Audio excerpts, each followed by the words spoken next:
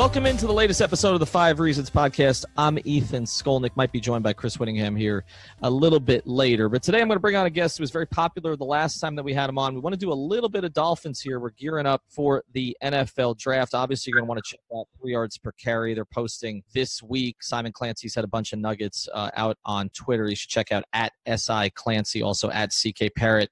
At Uptown Report to check out all of their information. They've been tracking who the Dolphins have been visiting with. But today we're going to visit again with Kyle Krabs. Now, the last time I talked to Kyle, he had 1 job, and now he has 2. And one of the reasons I appreciate, well, you probably have more than that, but 2 that I'm following. And the reason I appreciate it is because I'm doing some stuff over at Dolphin Maven, and every day I'm looking for Dolphin content. And I feel like the USA Today wire has been populated here like every 3 minutes. I mean, how often are you posting Dolphin content now? Well, this was fun. This picked up for me the second week in February, so right before the Combine rolled around. And I'm trying to write 5 or 6 posts or snippets of varying lengths and degrees every single day. So I just want to express my gratitude for Chris Greer for speaking at the meetings to give me some fresh content so I don't have to speculate on potential free agent targets for the Dolphins and trying to connect dots. I can just kind of take it straight from the horse's mouth for a couple of days. It's a nice, refreshing change. Yeah, no doubt about it. And obviously we hope that Chris Greer is going to speak even more as we go forward to get a little better sense of his plan. But you can follow Kyle at Grinding the Tape. That's the best way to get him and all of his content over at Dolphin Wire on USA Today, which, as I said, a lot of which I kind of aggregate and repopulate Dolphin Maven with. So I'm trying to get my group to get going. Also, check out our website. That one's coming on April 1st, April Fool's, the only day we could possibly launch a website with my group, provided that they all get trained by then. We will be posting on Monday, April 1st. Everything's going to be free, so no paywall like the local newspapers. I've got 12 columnists on our staff that are going to be writing regularly, plus all the local sports news on all the major teams, all our podcasts in one place for Google and for Android. Also merchandise. We've got a bunch of new 5 Reasons Sports hats and shirts on there that you can pick up, plus Justice Better stuff, Miami Heat Beat stuff, Ballscast stuff. So all that's going to be on 5reasonsports.com. But what I want to do with Kyle today, though, is the only thing that Dolphin fans really care about, which is, are they going to draft a quarterback this year? And I know that the focus has turned to 2020 and to Tua and, maybe even further down the line where you look at a certain quarterback from Clemson. But obviously, the Dolphins are going to be in position to take a quarterback this year. They signed Ryan Fitzpatrick. That's a stopgap move. They've got a couple of young quarterbacks on the roster already, but I don't think anybody's projecting them to be long-term starters. So I want to go through this with Kyle a little bit and sort of see, I guess, 2 things. One, would you like the fit with the Dolphins? And 2, what is the potential upside for the particular quarterbacks in this draft? Because this has been described as a bad quarterback draft, particularly compared to 2020 and what we might be looking at with Trevor Lawrence possibly in 2021. But we want to go through some of these guys. So we're going to start right at the top here with Kyle. And let's just go to a guy who I know our CK Parrott was hyping when everybody thought he was probably going to play baseball or he might end up a second-round pick, and now he could be the first overall pick in the draft, which is Kyler Murray. Where do you think he goes? And if you were the Dolphins, would you make any kind of a move to go up and get him? I expect Kyler to go in the top 5. I think if he goes 1, I think there's some trade involved. I know that there's continuing to be this drumming that the Cardinals might be interested in Kyler, and I think it's a lot of posturing for them right now. I don't think they're actively looking to trade Josh Rosen, but I do certainly think it's a realistic possibility that Arizona does trade out of that spot, and Oakland has expressed interest in some of these quarterbacks. So whether they're jumping up to ensure that they get a guy that they want, if they want to change quarterbacks, or if a team feels like we need to get in front of Oakland and some of these other teams with the Jets who are potentially interested in trading back, or the 49ers who probably aren't trading back, if they want to be proactive and go up and get him, Arizona's really trying to get the interest for this first pick up. So Kyler, for the Dolphins, it'd be a really rich buy to go from 13 to 1 for a player who unquestionably has a really live arm, is a really explosive athlete, but there's just some translation type stuff with his game that I have some personal concerns with as far as his style of play, not even getting into the height necessarily or the size necessarily, but kind of the field vision and being more general accuracy versus pinpoint accuracy in certain areas of the field. I think that's one of the areas that the height does show up for him when he has to kind of throw over offensive linemen and throw with touch. It leads to some more variance in his throws in the shallow and intermediate areas of the field. Now, if you get him on some timing drops and he's throwing to the sideline, the speed outs, the deep balls, he's money there. And if that's where you want to make your hay as an offense, I think that's where Kyler Murray becomes a much more attractive fit for your team. So, again, and like you said, you don't want to mention the height. But it's interesting to me that the narrative flipped on this so quickly, because sometimes we see narratives build on certain players and you never sort of get out of them. And again, we've gone from a place where I was hearing, and I don't know that these were sort of respected draft analysts, but the general sort of, I guess, Twitter chatter was, is Kyler Murray even an NFL quarterback? Like I was seeing some of it, like, is he just too short? You're hearing stuff you used to hear with Doug Flutie. Like, is he even an NFL quarterback? Should he make a decision to play in the NFL as opposed to taking all this guaranteed money to play for the A's? And now, like you said, he's a top 5 pick. Why did that happen? Because, I mean, he's no taller than he was, a month ago. Like, why the narrative shift? Well, I think it's kind of a two-pronged affair here. One of it is the quarterback class in general. All of these prospects have significant holes in their resume. And then you look at the style of play in today's NFL, you realize some of the concessions that the league is willing to make to protect quarterbacks in general, and it really diminishes and minimizes some of the durability concerns with a Kyler Murray when he's passing from the pocket, because you can't just tee off on him anymore. You can't throw him around and ragdoll him and drop him on his head. You can't even land on him anymore. So I think as we really put Kyler under the microscope, it's like, yeah, he's really talented. He's got a great arm. But, and then you think about it a little bit more, you connect some more dots, and you're willing to kind of gloss over the general, the fact that he doesn't fit the general prototype as far as a build, because we need a top quarterback in the class, and the demand for quarterbacks, there's 5 or 6 teams that could use a new quarterback. So I think it's been really eye-opening to see a guy like Patrick Mahomes come from this spread offense in Texas Tech and go to Kansas City and just absolutely tear up the league. And people see the kind of resume and background that Kyler Murray has, and kind of that same dynamic arm talent to his game. And that is really the trump card that is winning out over so many other variables. All right, so let's talk about somebody who does have some of the measurables that teams are typically looking for, which is Dwayne Haskins. And particularly as related to the Dolphins, because the Dolphins are at 13. My personal belief, for exactly the reason you said, that teams always overdraft quarterbacks, because there's always teams that talk themselves into somebody because they need something to sell to fans, because they're tired of the guy that they have, because they don't know when they're going to get a chance to take the next one.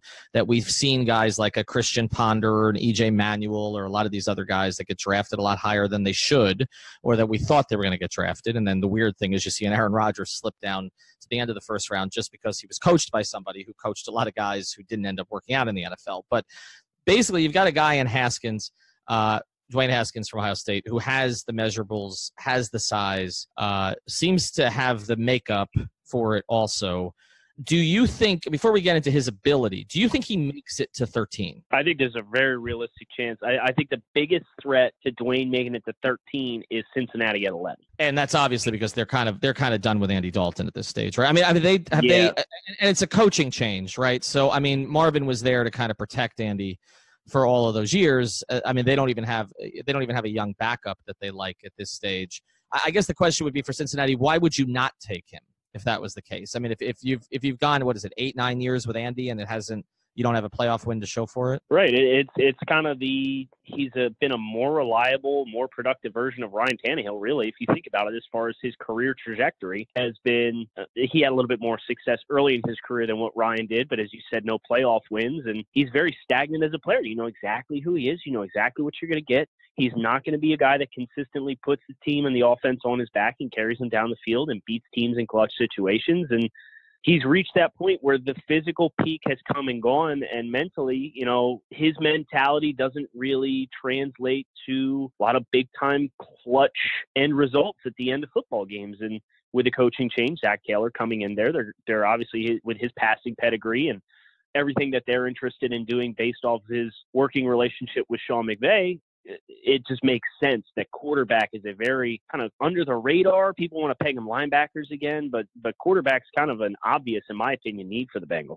All right, so let's go through Haskins a little bit. What do you like and what concerns you? Yeah, so he's kind of the inverse of Kyler Murray, which is really interesting as far as the places where Dwayne wins for me is anticipatory throws, throwing into holes in zone coverage, a lot of stuff over the middle of the field when he's in timing drops, and he's really able to see these route breaks developing, and he can kind of thread the needle in between the numbers, in between the hashes.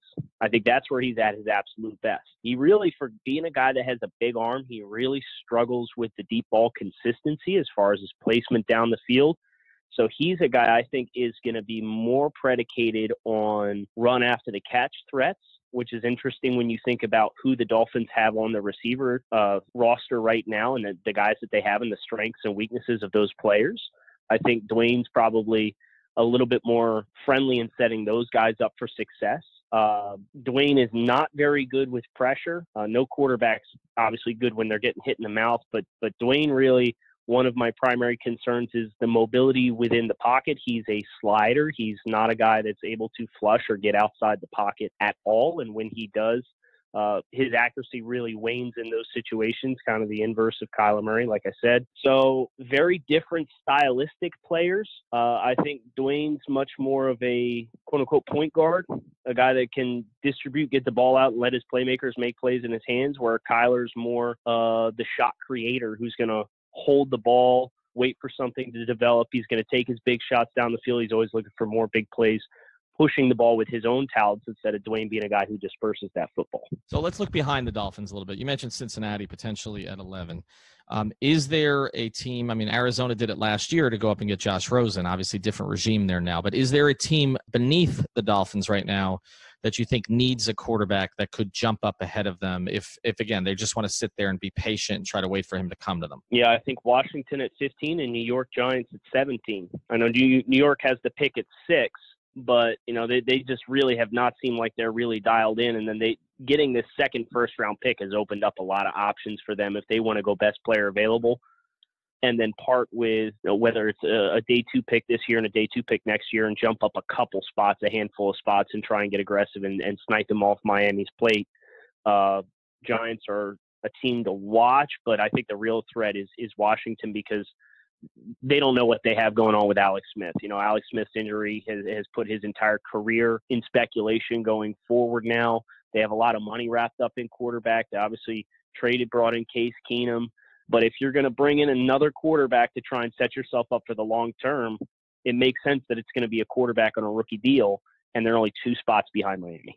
All right, so let's go to the third quarterback. Would you say, I don't know if there is a consensus on this, but it seems like there's a developing consensus that Drew Lock is the third guy. Would you agree with that? I would agree with that. I think some people will probably favor Lock over Haskins, which might be a surprise to hear. I know there's some people in our group, in our room at the Draft Network, that feel this way, that Lock is the second quarterback. His season was really a tale of 2 halves. If you watch the second half of his season, starting at the Kentucky game and onward, where they played Florida in that stretch, they played Oklahoma in the bowl game in that stretch, he was phenomenal in the second half of the season. Now, the problem is they played all the best teams on their schedule in the first half of the season, and he was abysmal. So you really don't know which Drew Lock you're going to get as a senior quarterback. He's super established as a passer, but they've had a ton of coaching flux there. So he's kind of just been through the tumbler. Not a lot of consistency around him. His advocates will say and point to, well, the second half of the season was with this offensive coordinator that they brought in this past offseason. Things kind of solidified and gelled, and this is what you can get at the next level. He's got, I think, more arm talent than Dwayne Haskins does. He's got some really impressive off-platform throws where he's not able to step in stride, or he has to kind of throw around pass rushers. And in those situations, he's got some really eye-popping plays. But as bad as Dwayne is with pressure, Drew's probably worse as far as he just makes some boneheaded throws trying to get the ball out against pressure. So he's kind of one of those guys that you live by the sword and you die by the sword. All right, we've seen over the years that previous Dolphin regimes have taken a lot of quarterbacks in the second round with kind of mixed success. Well, mixed is probably putting it kindly. Your Pat Whites and your John Becks and your Chad Henneys were all second round selections. If Drew Lock is there in the second round, do you take a flyer on him? Oh, I think there's no question. I think there's a legit chance that he goes 10 to Denver, though. Okay. So you think he goes that soon? All right. So let me put it to you this way: if he's there at 13, do you take him? If Haskins is not there, do you take Locke? Because it seems like you think Haskins is a good fit for the Dolphins' current personnel. Yeah, I think that Haskins is probably the best fit for the current personnel. The question is, how much upheaval do you want to introduce, obviously, with this new coaching staff that you've brought in? Or do you want to stay true to what you guys have on the roster and kind of slowly phase it from there over the course of the next couple seasons? As far as Locke at 13, he's not graded there for me. I can understand why they would do it, but I personally would not advocate for Drew Lock at 13 relative to, if you're going to take a quarterback in the first round, it's probably going to put you out of the running for the upcoming crop of quarterbacks. And there's probably 3 quarterbacks in the 2020 group that I would hold in a higher regard than what I currently hold Drew Lock. All right, so let's go through some of these rapid fire. And basically what I'd like is you tell me sort of what round you think they go in, and B, if you were the Dolphins, if you would strike for this player, if they haven't obviously taken a quarterback by that point. Daniel Jones. I would pass on Daniel Jones. I think Daniel Jones goes anywhere from 17 to New York to somewhere in the early second round. He's too much of what you already had in Ryan Tannehill. Jarrett Stidham. Stidham probably goes round 3, round 4. He's a player in that range that you could advocate for the Dolphins taking advantage of. He was not done any favors with what they ran offensively at LSU. I think he'd be a player that would really thrive for some run after catch receivers instead of being a guy that had to try and constantly push the ball vertically down the field. Will Greer. Will's an interesting one. Will's probably in that same range, round 3, round 4. I think he's a career backup is his career trajectory. He's just a little too wild for me. I don't think he'd be a good fit in Miami, although I will say his best work came when he was in rhythm, getting the ball out, a lot of gun, 3-step game, throwing inside of 10 yards. Clayton Thorson from Northwestern, kind of seen as a sleeper. Clayton's kind of a sneaky athlete for a guy that's a pocket passer, but he has so much variance in his arm and inaccuracies in his game and poor decisions. He's one of the leaders in this year's quarterback class in interceptions thrown, so I'm not particularly interested in adding Clayton Thorson. And somebody we really haven't seen much of, and there was a chance actually he was going to play for the University of Miami, Tyree Jackson. Yeah, Tyree, I think he's going to go earlier than what the Dolphins would get involved with. In spending some time and talking to some folks at the Combine, it sounds like Tyree's got a legit chance to go round 2, round 3, just based on the tools that he has, which is a little rich for my blood. I think if you're talking round 4, round 5, that's a home run as far as swinging on the upside. But some people in the league are really, really interested in taking a big hack at Jackson's upside. He's just a very high variance passer. He's requires a lot of space to operate within the pocket as well. All right, and final one here. This is a 3 yards per carry favorite, has been for a little while. Easton Stick. Yeah, I know. I talked to Chris at the Shrine game in person about Easton, and I'm not crazy about Easton. I understand what the appeal is. Small school kid. He's got some nice work within the pocket, which is such a refreshing change from what the Dolphins have not had for so long now. So I'm not buying on Easton Stick as potentially being a day 2 passer. But if you get anywhere into round 5, round 6, round 7, I think that's a sweet spot where it's worth taking an investment and rolling the dice on a small school kid like an Easton Stick, who I just think is, physically, athletically is very good, but I don't think from an arm talent perspective, he's quite where you would want to hang your hat if you were trying to build an offense around a quarterback. All right, and a bonus question for you. This is the tough one. Who starts more games for the Tennessee Titans this year, Ryan Tannehill or Marcus Mariota? You got to factor in factor too. I'm going to say Marcus Mariota, but I think Ryan probably starts 4 or more games next year. All right, and that's I think you're right. I think it could be more. I just don't trust just don't trust Marcus to stay healthy, which is why they made the move, why it made sense for them to bring in somebody with some experience. All right, we really appreciate the time. We promise next time Chris will be on with you, because this is twice. It's not personal. I can guarantee you that. But check him out at Grinding the Tape. Kyle Krabs. Also check him out on Dolphins Wire. Like I say, he's posting 5 or 6 pieces a day over there on all the Dolphins content, particularly leading up to the draft. And as I mentioned, dial into 3 yards per carry here too over the next few weeks, because they're going to be doing a ton of stuff on the website and also on their podcast. And now I'm going to be joined by Chris, and we're going to talk a little Heat basketball and Chris Bosh. All right, now that we covered some Dolphins, let's switch over to the Heat. Going to be joined by my usual partner here, Chris Whittingham. We're going to talk about Chris Bosh, who, as we speak today, his jersey, his number 1, is being retired to the rafters during and prior to the game against the Orlando Magic. Big game for the Heat, actually, and we'll cover that a little bit later in the week where the playoff picture is. But we want to focus on Bosh today. And I thought this was interesting. You know, Chris played, I guess, 5+ seasons with the Heat. Obviously, the 4 seasons, the big 3, and then he had the 2 situations with the blood clots. Had to retire prematurely. It was ugly at the end. They've since patched things up. He's been around the team. He's done a bunch of interviews praising the Heat of late. He's finally come to terms with the fact he's not going to play anymore. And so the Heat decided to retire his jersey. And before we get into some Chris Bosh stories and our hope that Chris is going to join us on the pod here, I've been told in the next couple of weeks, I just wanted to get into a Jeff Pearlman tweet, because we've had Jeff on the podcast. He was terrific. He wrote a book about the USFL, which I know we enjoyed talking to him about. He's written a bunch of books, including one about the Lakers and Pat Riley called Showtime. And he tweeted yesterday sort of some skepticism of the idea of somebody who played for as little time with the Heat as Chris Bosh getting his jersey retired.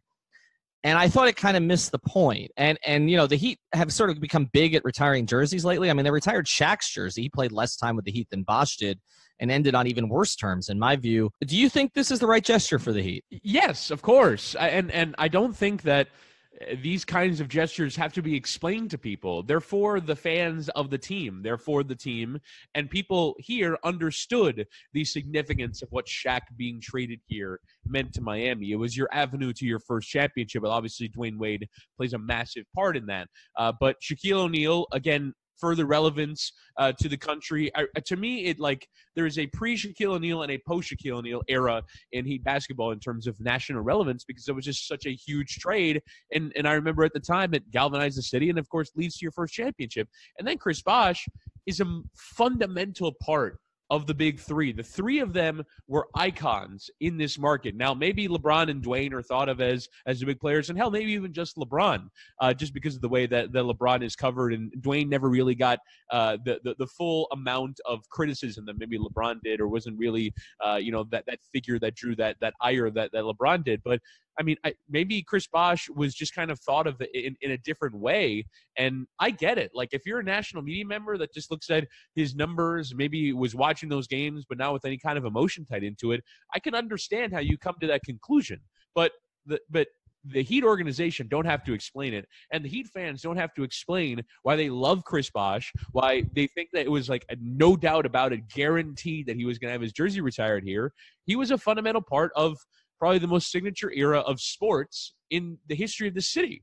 And so, of course, he was going to have his jersey retired. But at the same time, I don't expect someone from outside of it to understand the emotional connection that was developed between the fans and the players on that team, because it was so unique and particular to this city. Because the rest of the country thought about it from the perspective of hating it and criticizing it and picking it apart, when we're, tirelessly defending it and tirelessly supporting it, we are going to feel different ways about this group of people than the rest of the country, and that's okay.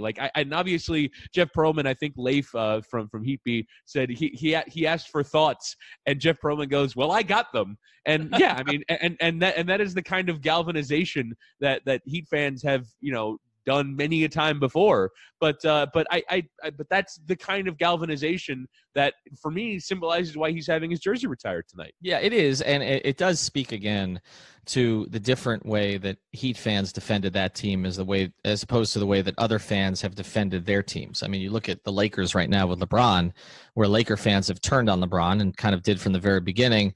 And you look at the way that Heat fans treated that group. I don't think Heat fans will ever get enough credit for the way that they backed that team. Now, I will say that Chris was at times a little bit of a polarizing figure even within Heat fans. I dealt with that a lot as somebody who was tweeting off the games. I mean, there were a group of Heat fans that just did not think Chris was very good.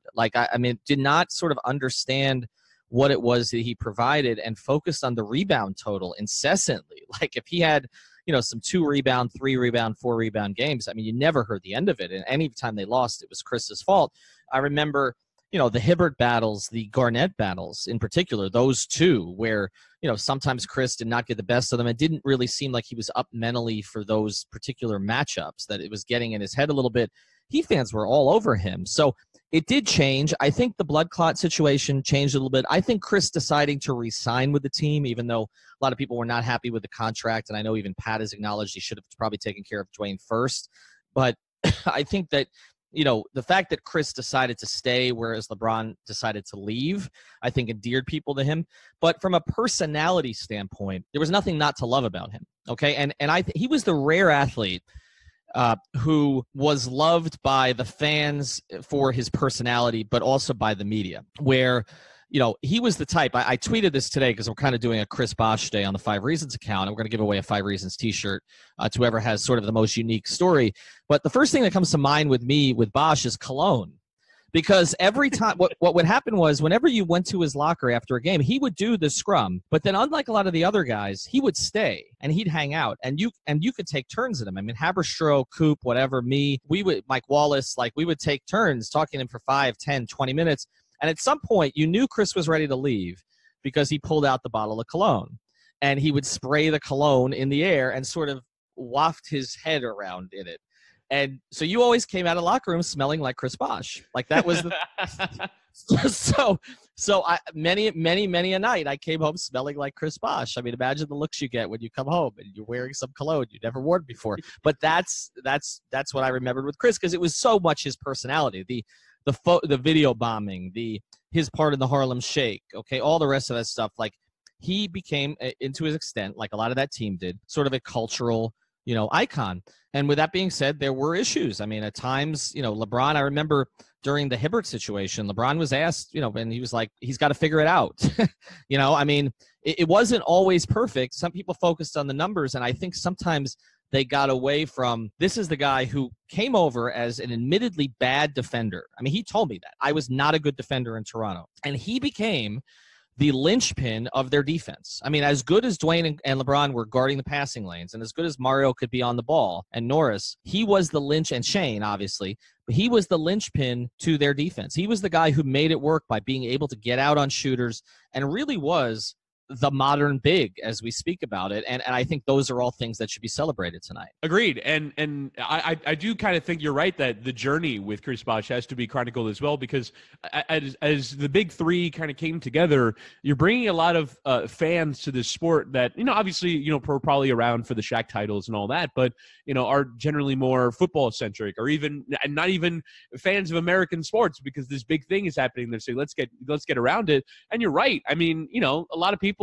telling Chris Bosh to eat more red meat and get bigger. Like you're too small. And you're kind of thinking it's a lot of people who didn't really watch him in Toronto going, well, it's Dwayne Wade, the guard, LeBron James, the forward, and Chris Bosh, the big man center, who's going to be like your average big man center. Now, the funny thing is that the game moved to him, and that has to be so immensely frustrating for his health situation as we kind of move on in his career. But yeah, I mean, I'm looking back at some of those games in the early years, in a loss at New Orleans in 2010, 1 rebound and 15 points. I imagine he was not very well received at that point, as he's kind of taking mid-range jumpers going, go to the rim. And he even talked about that frustration on Levitard's podcast the other day. But it's funny to me how the league kind of moved in this direction. But you're right. I mean, as much as I kind of started by saying, universal acclaim, this was obvious and going to happen.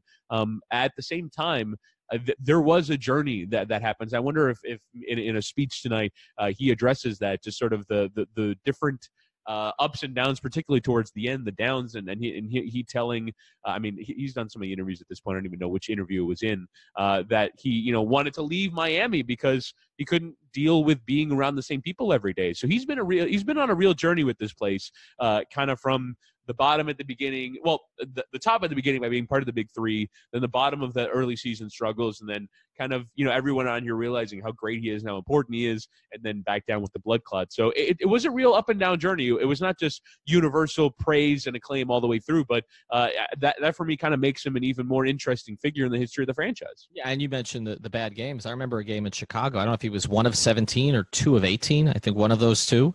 And I just remember the vitriol on my Twitter feed that night for him, and he's a waste, and you should get rid of him. And remember, he was probably going to get traded. I mean, Pat's kind of acknowledged this. Like, if you go back to LeBron's Game 6 in Boston and the 45-point performance, the conversation we were having in the press room, there were a bunch of us, Ira, myself, and Joe Goodman, and the whole group that covered the team. And we were sitting there, and Shapiro, all the TV guys, and like, is this it for Spo and Bosh? Like, if they lost that game, right, with the way that season had gone, you weren't trading Dwayne, you weren't trading Bron, something was going to change, okay? And you had to look at maybe moving Chris Bosh to see if there'd be a better fit. Not that it was Chris's fault, but how are they going to make this thing work? And obviously you weren't going to split Dwayne and LeBron up. And, and then Spo's, status was indefinite, I think, jeopardy at that stage. The Heat would never acknowledge that, but I think it was. I think if they got eliminated there and they end up winning. And obviously, look, Chris, you had the situation with Chris where he got hurt in the playoffs too. They had to adjust to play a different way and then bring him back, and that kind of invented small ball to a large degree. I mean, Golden State will take credit for it, not for this era, but for the Don Nelson era. But in some ways, Bosh getting hurt led to Battier at the 4, which led to the positionless game that Spoelstra kind of invented. It is funny with Spo. It's like every year, like some unforeseen circumstance occurs that forces him to change into something innovative. It's happened. It happened with those teams. It happened with Bosh getting sick and Deng having to take over at the 4. It happened this year with all the injuries and how he kind of settled into the rotation that I wanted all along because he had no choice because of everything that happened. But I think with Chris, I think that's part of his story is how close this was to failure so many times. And then you look back at it, and the thing he was criticized for the most was the rebounding, and it's his rebound that leads to Ray Allen's shot. And so it's just, I mean, again, the history with this team is so rich, and he's such a part of it. How could you not retire his jersey? In fact, I would make the case, some would not agree with me, I would make the case that I'm more fine with retiring his than Shaq's because Chris never did anything to disparage the organization. Okay, he was frustrated that he couldn't play anymore. They were trying to do the right thing. They were also trying to protect their interests, but they were trying to do the right thing. I truly believe that with that. I've never blamed them for the Bosh situation. I blame them for Dwayne, but and for some for LeBron, but never for the Bosh situation. But he wanted to play. Shaq was different. Shaq didn't want to play anymore. Shaq bashed Pat on the way out. Shaq bashed Chris Quinn, of all people, on the way out. Okay, nicest guy in the world. And Ricky Davis. And so to me, I would put Bosh ahead of Shaq in terms of the way I view him. I know not in terms of impact on the franchise, but in terms of the way I view him. In fact, Chris, I want to pivot to this. I view his story very much like Zoe's. Very different personality, completely the opposite. I mean, Chris was the most warm, welcoming. Zoe was, and he would acknowledge this, a pain in the ass to cover. I mean, he had it. I get along very well with Zoe now, but and I know people in our network do, and I have enormous respect for Zoe, but he was a pain in the ass to cover. I mean, Timmy was the guy we went to, and there was a Zoe day once a week. That's when you talked to him, and he was grumpy, and he would repeat himself constantly. And, he's changed into a statesman. And like I said, I couldn't have more respect for him than I do. But they're totally different personalities. But in terms of their journeys, I mean, Zoe, when Zoe came to Miami from Charlotte, there were questions about him. He wasn't happy in Charlotte. He wanted to be moved. Bosh, kind of the same thing. Like, he'd sort of worn out his welcome in Toronto, right? Like, or he decided he didn't want to be there anymore. Comes here. In Zoe's case, he had to sort of be the fulcrum of the franchise. Chris had a very different role where he had to be the third guy. And I'll always remember, I'll tell this one more before we pivot back to Zoe, but one story I'll always remember. So, after LeBron went back to Cleveland, I asked Chris if he had a couple minutes. We were to practice. And I was kind of going back and forth between Cleveland and Miami at that point, but more in Cleveland than Miami, unfortunately. So I was trying to get, Chris and Dwayne whenever I could when I was in Miami. And so I said to Chris, you got a couple minutes? And he said, yeah. And he said, sure, whatever. And so we sit down and we're talking. And it was literally a 4-minute interview. It was a 4-minute interview. I mean, I'd had long sit downs. I had a long sit down at the Beverly Hills Hotel, whatever it's called, with Chris when he first signed, and he was kind of trepidatious and all the rest. But this was he knew me, but it was a 4-minute interview. And it was just basically about Kevin Love's transition to being the third wheel in Cleveland. And Chris, because it's the only way he can do things, answered honestly, right? Complete, and said, I mean, it wasn't negative about LeBron. It really wasn't. But it was, Kevin, it's going to be hard because you're at the buffet when you're the lead guy, and now all of a sudden it's, what's the waiter going to bring you today? Oh, I got a piece of bread. Thanks for that. That was basically what he said. And it was about the transition that Kevin Love was going to have. And he was right, because Kevin Love had it and ended up as I expected, because I knew both a little bit. I got to know Kevin a little in Cleveland, not much, but I knew their personalities. Chris handled it much better than Kevin Love did. Okay. But it was about that whole thing. And I remember, because we didn't run the story right away because my editor at Bleacher Report was an idiot. And so, because I'm like, this is a story, okay? Like he touched on LeBron, whatever. And then I flew to Brazil, and I'm in I was staying at the same hotel as the Heat in Brazil. And so Cleveland was about 3 miles away, or kilometers, whatever they call it in Brazil. And so I'm in the elevator with Bosh, and he just looks at me, and I said, the story ran today. He says, yeah, I saw. And I was like, okay, I'm sorry about that. Because what happened was it got blown up when it got aggregated as Bosh bashes LeBron, right? Like, it's impossible to play with LeBron. It got like 1 million hits. But anyway, he was so gracious. We got off the elevator. He says, it's fine. I said it. And he walked off. And so, but to me, that's Chris. Like, he is who he is. He's completely genuine. Like, I was like, I don't really want to run into Chris in the hotel because I didn't present it that way, but that's how it got pushed. But he was totally gracious and totally cool. And again, I think with him, with everything, he became appreciated more over time. I even think that's true of his teammates. I did a big story, and unfortunately it ran the day that we found out Bosh was out the second time. Okay, this is 2016. But I ran a big story where I talked to Gabrielle, Dwayne's wife, and to Adrian, Chris's wife, who I got to know a little bit, about the relationship that developed between Dwayne and Chris. And that's one of the reasons I wanted to have Bosh on the pod before the end of Dwayne's career. And it's interesting because Gabby talked a lot about how Dwayne didn't really appreciate Chris at first. They knew each other because they had the same agent, Henry Thomas, but didn't really hang out. Like, Dwayne would go on the road with LeBron all the time, and they would go to, chain restaurants. I mean, that's what they do or did. Okay, what? And he's like, and then LeBron left, and it was like LeBron and him are not friends. Like, LeBron and Dwayne are brothers. They're blood brothers. But with Chris, like, they became like friends. And he said, I'm so grateful. Gabby says, I'm so grateful to Chris because Chris introduced Dwayne to so many things.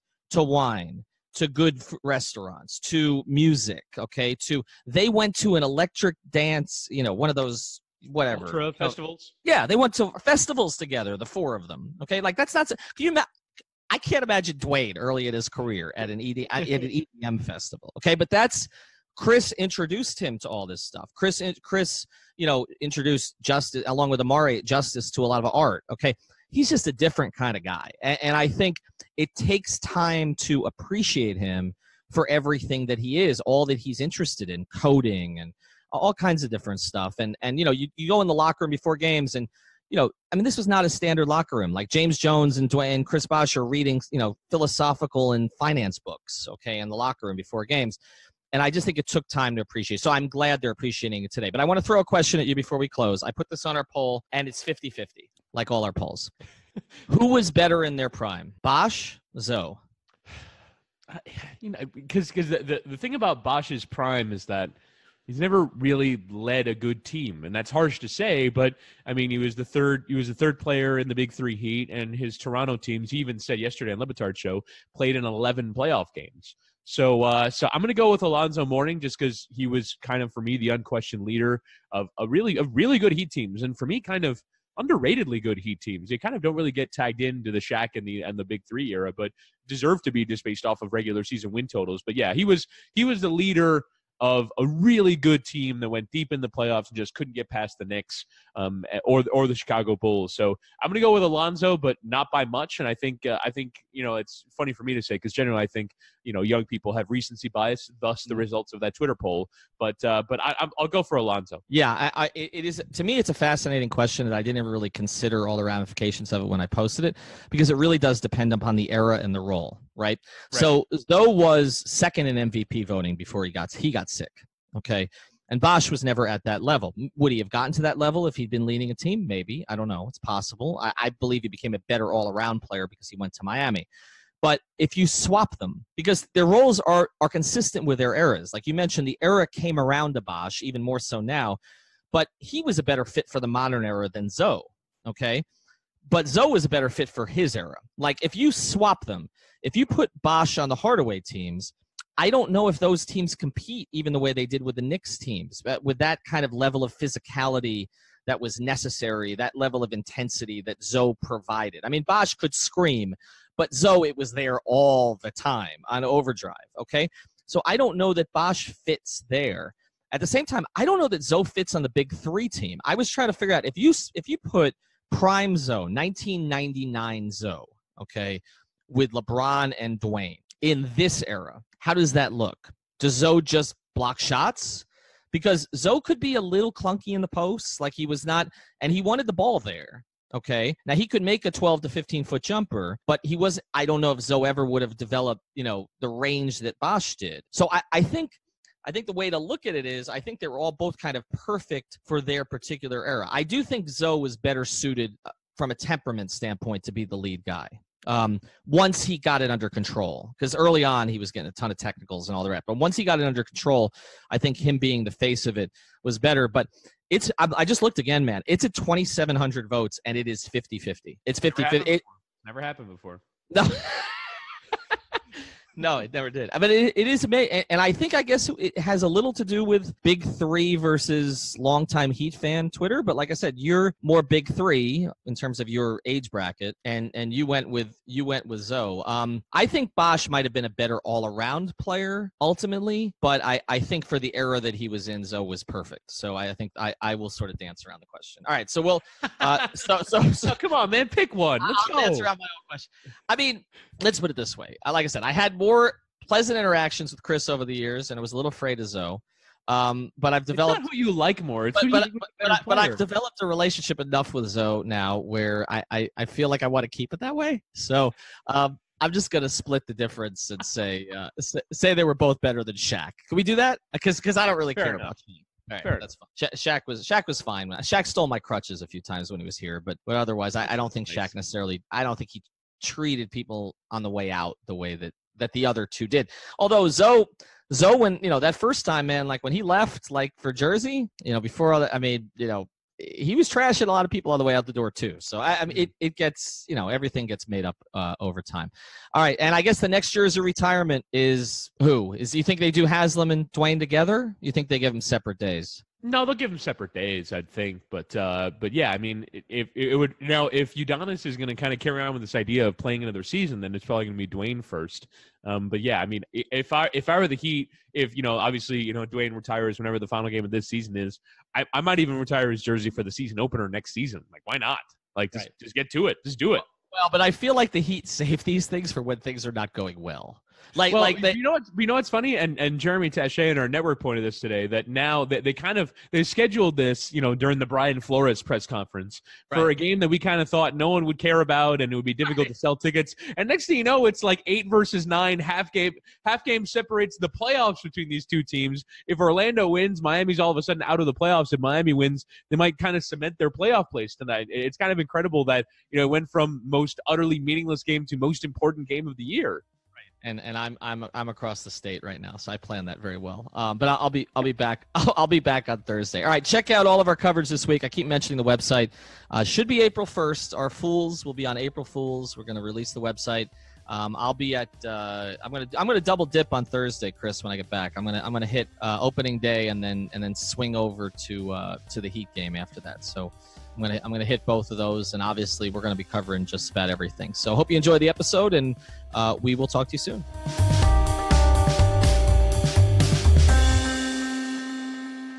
Thank you for listening to the Fire Ringer podcast. Thank you so much.